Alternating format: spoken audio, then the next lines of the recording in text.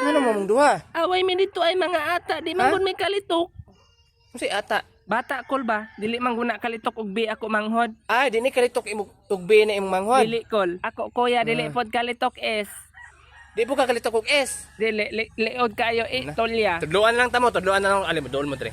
Tudloan, katulas akong ulo eh. Asin ko to na kol. Ha? Asin Asin? Bain daw kol. Kol bain daw. Bain ba bain? Ay, basin. O bain. Ay, na lang, ge.